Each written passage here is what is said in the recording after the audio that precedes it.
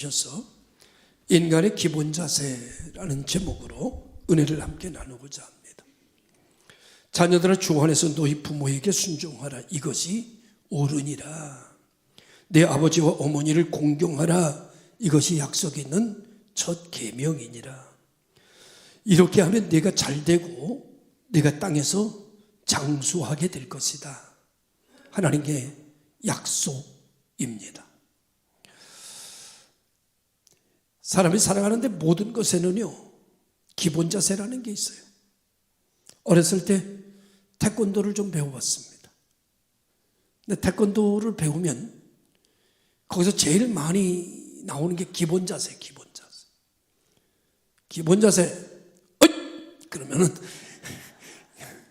딱 기본 자세를 갖추게 됩니다. 수업 시간의 기본 자세는요, 주먹, 기본 자세. 모든 공동체나 어디나요? 모든 일에는 기본 자세라는 게 있습니다. 인생의 기본 자세는요, 효입니다.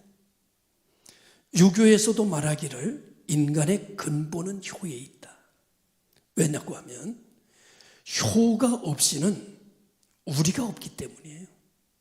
부모가 없이는 우리가 이 땅에 존재하지를 못하기 때문에 효라는 것이 인생의 근본 정신이고 기본 자세, 효를 모르는 사람은 인간됨이 사라진 존재라고 평가하며 살아가는 것이죠.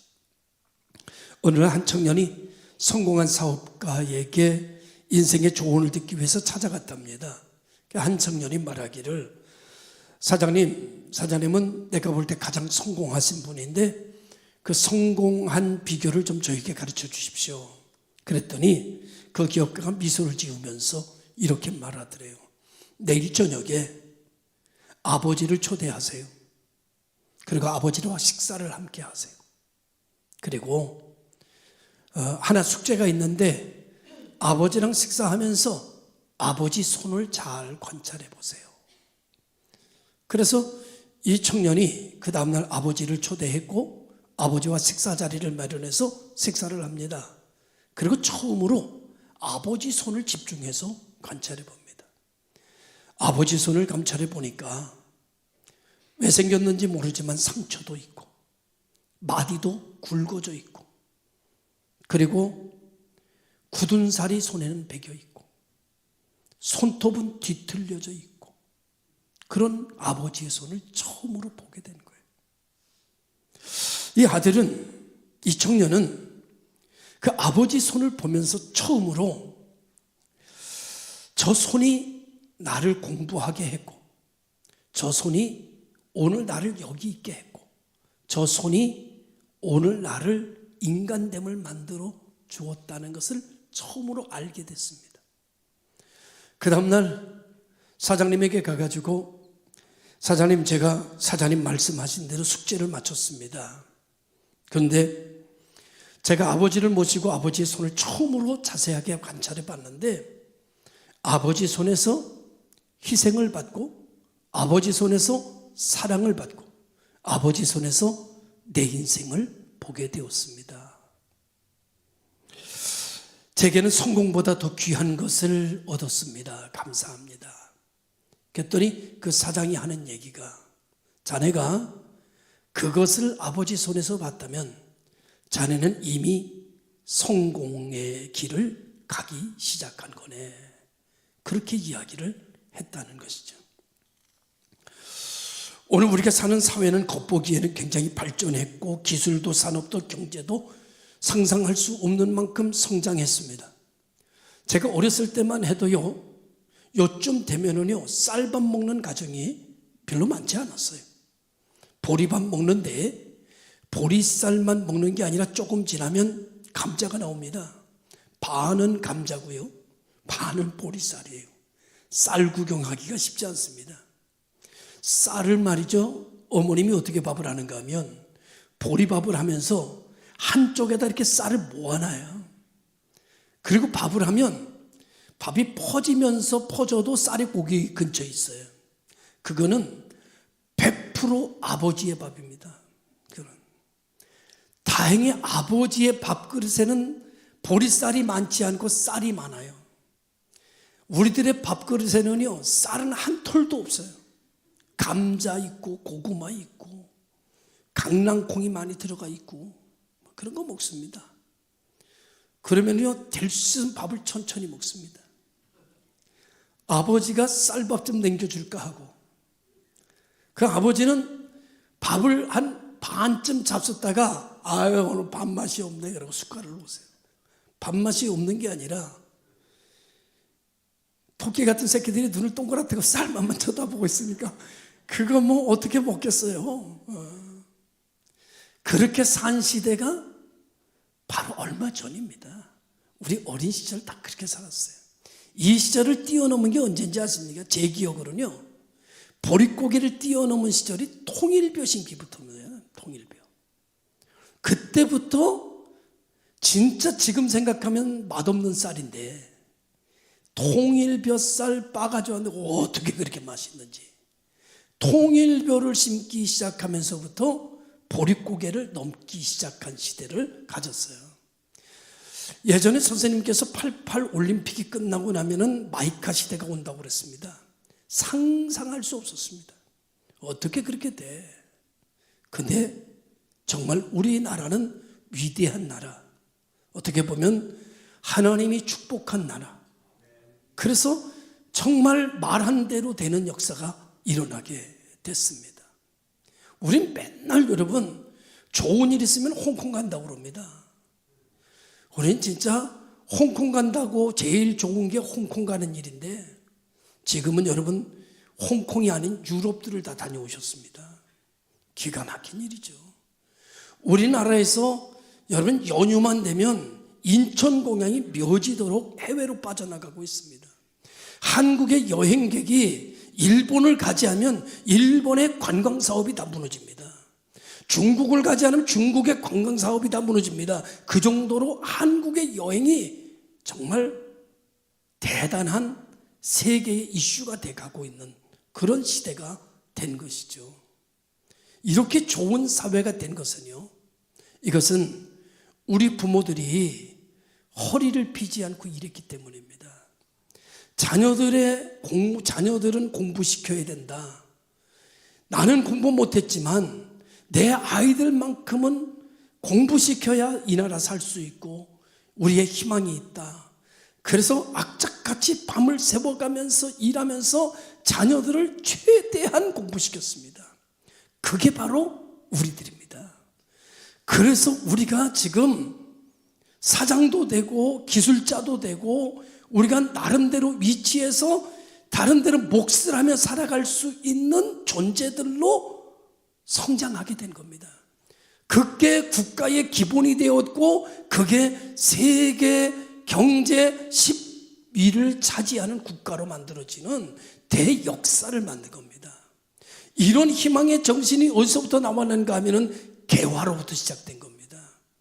세계의 모든 민족의 여러분 새 역사는 르네상스로부터 시작이 됐다고 한다면 우리는 개화 시대로부터 시작이 되어서, 개화는 어디로부터 출발됐습니까? 이것은 선교사들이 들어오면서부터 문맹 퇴치와 병원이 만들어지게 되면서 복음이 전달되면서 6.25를 맞이하고 그 다음에 교회를 통해서 구제물이 막 나가게 되면서 미군과 더불어 미국의 여러분 자원이 우리나라를 뒤덮으면서 다시 경제가 회복이 되는, 그러면서 전국의 골짜기마다 교회가 세워지고 그 교회에서 구국기도가 운동이 일어나게 되면서 여러분 산속마다 기도원이 생기고 거기서 하나님의 이름을 부르며 나라를 위하여 통곡하며 기도하던 구국기도가 오늘의 한국을 만들어낸 기적이었습니다. 한강의 기적은요, 한국교회의 기도의 기적이에요. 한강의 기적은요, 한국교회의 선교의 기적입니다. 하나님이 이 나라를 축복하신 것은 이 나라가 교회만 생기면 선교했어요. 교회만 생기면 구제했어요. 교회만 생기면 그 지역에 봉사했어요. 이것이 한국을 살리는 대역사를 만들어내게 됐다. 이렇게 말씀을 드릴 수 있는 것이죠. 여러분, 정말 많이 발전됐습니다. 모든 게 발전됐습니다. 그런데 발전되지 않은 게 딱 하나 있는 것 같아요. 정치. 정치는 강단에서 말하기는 좀 뭐하지만 개판입니다. 구군이 다 된 것 같은 느낌을 백성들에게 붓고 있습니다. 야, 이 나라 구군이 다 됐나? 저렇게 정치가들이 하는 걸 보니까 이 나라 이제는 구군이 다 됐나 보다. 나라를 위해서 이렇게 걱정했던 시대가 일제 속에 독립운동할 때 빼놓고는 없었습니다. 백성이 나라를 결정하고 백성이 대통령을 걱정하고 여러분, 국민이 정치하는 사람들을 이렇게 걱정했던 시대가 없었어요. 지금은 나라 때문에 잠이 오지 않습니다. 나라 때문에 통곡이 납니다. 이 나라가 어디로 가는 걸까? 두 가지가 생각이 나는 거예요. 구군이 다 했나? 그렇게 느껴질 수밖에 없는 세태를 우리는 보고 있습니다. 또 하나 사라진 게 있습니다. 그것이 뭔가 하면 우리가 경제적인 또 꿈, 필요 중심으로 살아가면서 가치 중심을 잃어버렸습니다.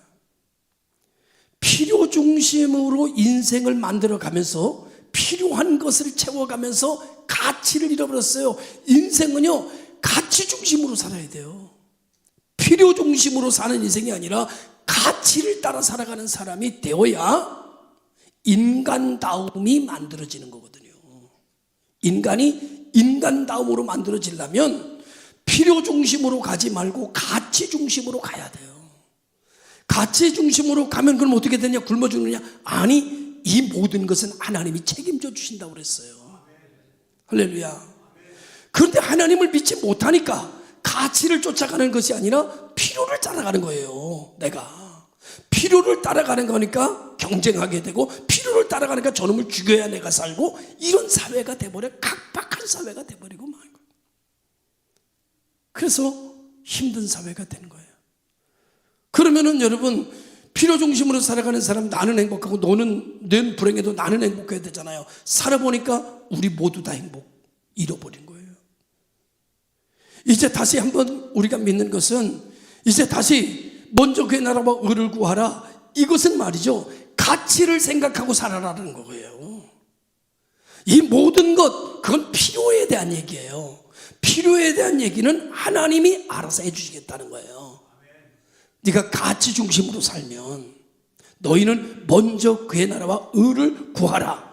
가치를 중심으로 결정하고 가치를 중심으로 움직이면 내가 먹고 사는 필요적인 모든 것은 이미 너에게 있어야 될 줄 내가 알기 때문에 내가 채워주겠다. 이게 하나님의 결정입니다, 여러분. 여러분, 가치 중심으로 사는 건 뭐예요? 은혜를 기억하는 거예요. 은혜를.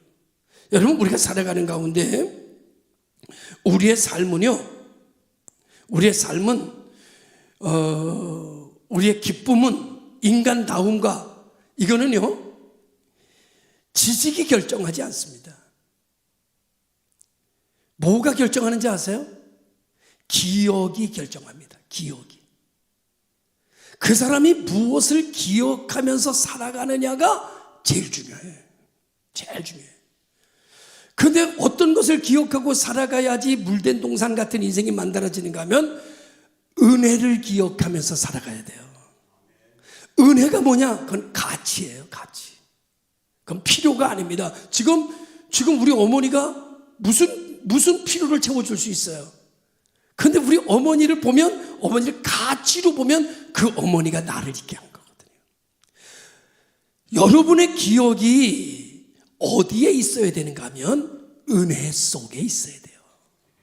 그래서 살아오면서 많은 고마움과 감사함을 기억하면서 살면 거기에서 감사가 우러나오고 기쁨이 우러나오고 삶의 여유가 만들어지는 인생이 되어 여러분이 살아가는 삶의 변화가 일어나기를 시작해서 물된 동산 같은 인생으로 바뀌어지게 되는 거거든요. 근데 우리가 살아오면서 여러분, 우리가 은혜한 기억만 있나요?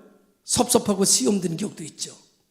지혜가 없는 사람은 섭섭하고 상처받은 것만 기억하면서 삽니다. 인생이 초토화돼 버리죠. 남는 게 없어. 원망과 미움과 증오와 여러분 그런 것만 가득하게 살아요. 그 지혜가 없는 사람이죠. 모든 인생에는 은혜가 있어요. 모든 인생에는 상처가 있어요. 자, 그대는 무엇을 붙들고 어디에다 뿌리를 내릴 것이냐? 상처와 원망에다 뿌리를 내리고 살 것이냐? 감사와 고마움에다 뿌리를 내리고 살 거냐? 그것이 여러분의 미래를 결정하고 내 인생의 삶의 자리를 결정하는 결정적인 일이 된다라고 하는 거죠. 지혜로운 사람은 은혜 속에다가 작은 것도 고마운 일을 생각하고 거기다 뿌리를 내리면서 삽니다. 지혜가 없는 사람은 원망, 상처에다 뿌리를 내리고 삽니다. 여러분, 고마움에다 뿌리를 내리는 것이 나실제 괴로움 다 잊으시고 진자리 마른 자리 가라앉으시고 오늘의 내가 나됨을 잊게 하신 부모님의 은혜를 두고 감사와 고마움을 가지고 부모님을 생각하고 우리가 어버이날이 되면 그리고 5월이 되면 부모님의 납골당을 찾습니다. 그리고 부모님의 산소를 찾아갑니다. 왜?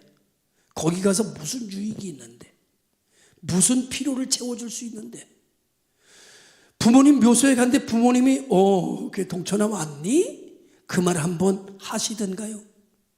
아이고 우리 막내 왔구나 나 너 보고 싶었다 그런 말씀 하시던가요?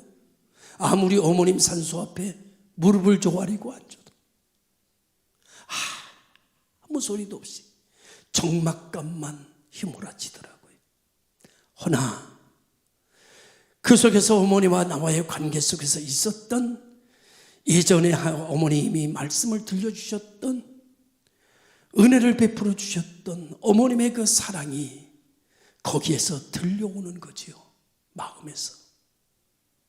사랑하는 성도 여러분, 인간의 근본이 부모님의 은혜를 기억하지 못한다면 그거는 인간이 아닙니다. 인간의 근본은 효에 있고 효는 은혜의 뿌리를 내린 자들이 하는 행동이라는 사실을 여러분들이 기억할 수 있기를 주님의 이름으로 축원합니다.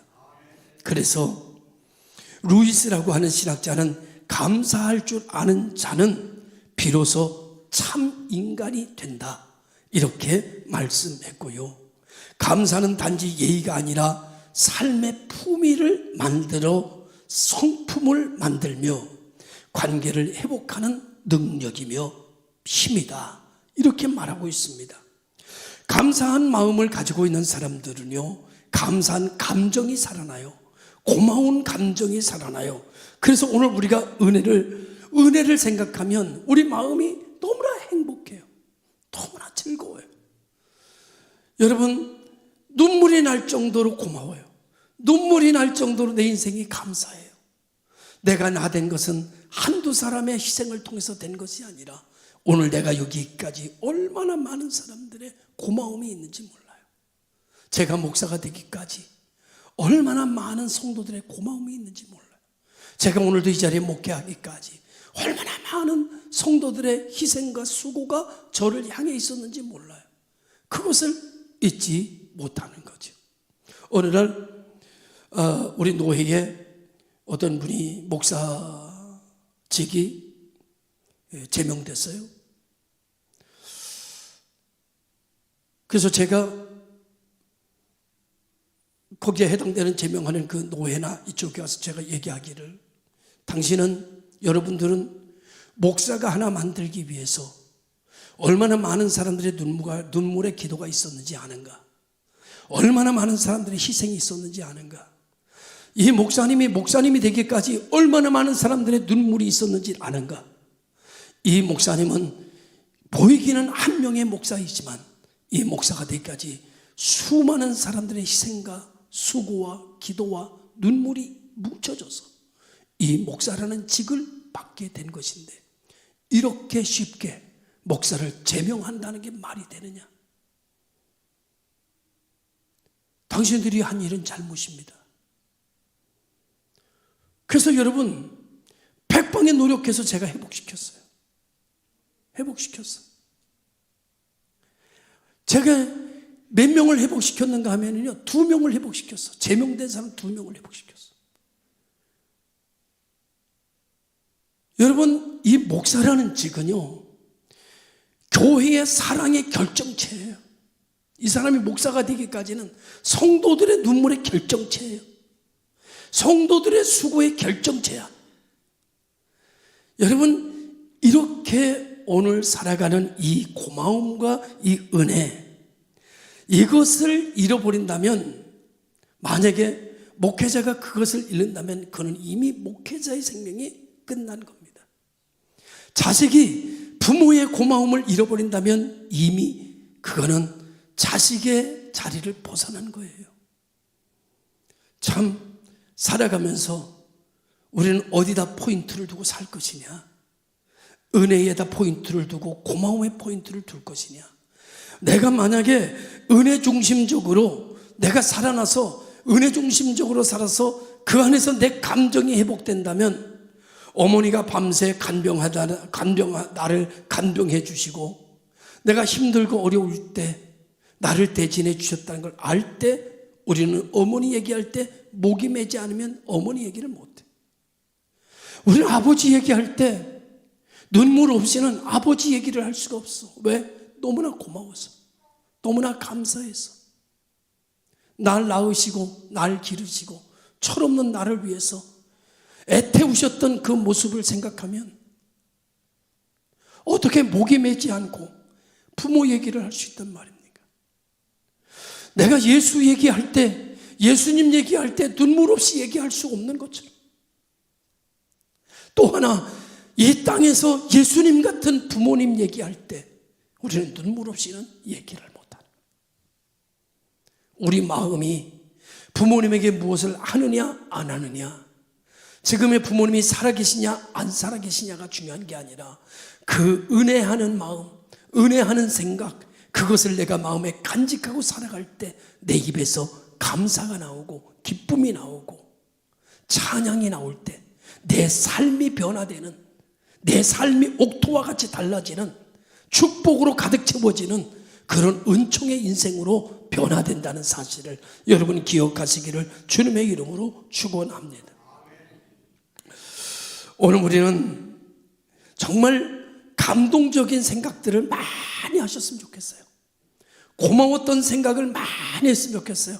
속상한 거 생각 많이 하지 말고, 어떤 부부는 살아가면서도 그냥 한두 번 실수한 거, 그냥 좀 어떻게 잘못된 그것만 평생 너 나한테 이랬지, 그리고 그냥 평생 그걸 우겨면서 말할 때마다 그 말을 하는 사람들이 있어. 에휴, 미련 밤탱이 같은 여자. 그냥 그거 잊어버리지 않고 그냥 섭섭했던 거 얘기하는 미련 밤탱이 같은 그 남자. 여러분, 그거는 10,000,000분의 1도 안 돼. 고마운 것에 비하면. 왜 고마운 거 생각 안 하세요? 왜 감사한 거 생각 안 하세요? 왜 힘들었던 것만 생각하세요? 능력이 없어서 그래. 무능력해서. 능력 있는 사람은 고마운 거 생각해. 능력 있는 사람은 감사한 거 생각해. 능력 있는 사람은 섭섭했던 거 잊어버려. 능력 있으니까. 상처받았던 거 잊어버려. 왜? 능력 있으니까. 능력이 없으니까 상처를 못 잊어. 그럼 어떻게 해야 돼? 기도해야지. 주여, 내게 능력을 주옵소서. 행복을 생각하며 감사를 생각하며 고마움을 생각하며 은혜하며 살아갈 수 있도록 나를 변화시켜 주옵소서. 믿으시기를 주님의 이름으로 축원합니다. 그렇게 살아야 세상이 바뀝니다. 그렇게 살아야 내가 바뀝니다. 내가 바뀌어야 내 환경이 바뀝니다. 내 환경이 바뀌어야 열매가 바뀌어지게 되는 겁니다. 세상은 거창한 지식이나 제도가 세상을 바뀌는 것이 아니라 그 제도를 움직이는 사람이 바뀌어야 세상이 바뀌는 거거든요. 오늘 우리가 은혜를 아는 사람이 정치가가 돼야 되고, 고마움을 아는 사람이 교육자가 돼야 되고, 은혜의 뿌리를 내린 사람이 국가를 경영해야 여러분 이 나라가 잘 될 수 있지 않겠습니까? 오늘 우리가 정말 이 은혜하는 마음을, 이 백성들이, 우리 교우들이, 정말 큰 은혜 받은 우리들이 정말 나머지의 그 사소한 것 다 녹여버리고 능력 있어 은혜의 횃불을 들 수 있는 성도들이 되시기를 주님의 이름으로 축원합니다. 지금 우리가 살아가는 세상은 은혜보다는 성과의 중심이 된 세상입니다. 어린 자녀들에게조차도 누구보다도 잘해야 된다는 말을 쉼없이 심어가고 있고, 부모의 시대는 내가 이렇게 해줬는데 너희들이 왜 모르느냐라고 생각합니다. 그리고 교회에서는 그러죠. 내가 이 교회에 얼마나 헌신했는데, 내가 수고했는데, 내가 헌신한 것을 계수하며 살아가고 있는 세상이 되었습니다. 목사는 목사대로, 교인은 교인대로 자기가 얼마나 수고했는가를 계수합니다.